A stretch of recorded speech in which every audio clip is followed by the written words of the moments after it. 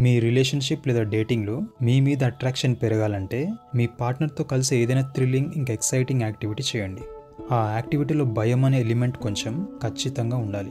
For example roller coaster ride, horror movies, మాల్స్లో ఉండే escape rooms లాంటివి.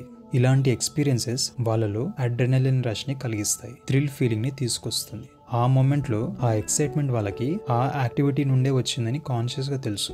కానీ తరువాత ఆ ఎక్సైట్మెంట్ని అన్కాన్షియస్గా మీతో అసోసియేట్ చేసుకునే అవకాశాలు ఉంటాయి.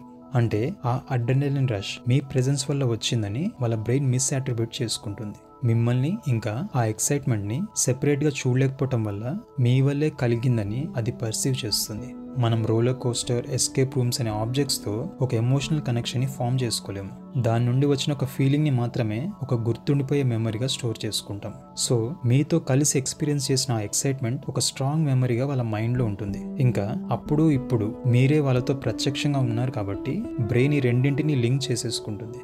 ఇది వాళ్ళల్లో అరౌజల్ని క్రియేట్ చేస్తుంది. అంటే ఒక ఎనర్జీతో వాళ్ళ బాడీ యాక్టివేట్ అవుతుంది. వాళ్ళ సైకలాజికల్ స్టేట్ చాలా ఎక్సైట్మెంట్తో ఉంటుంది. ఈ స్టేట్నే వాళ్ళ బ్రెయిన్ మీ మీద అట్రాక్షన్గా పొరబడుతుంది.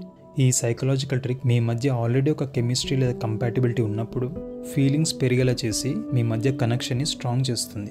అంతేగాని కేవలం ఈ ట్రిక్తో మాత్రమే అట్రాక్షన్ కలగటం, మెయింటైన్ అవ్వటం చాలా కష్టం.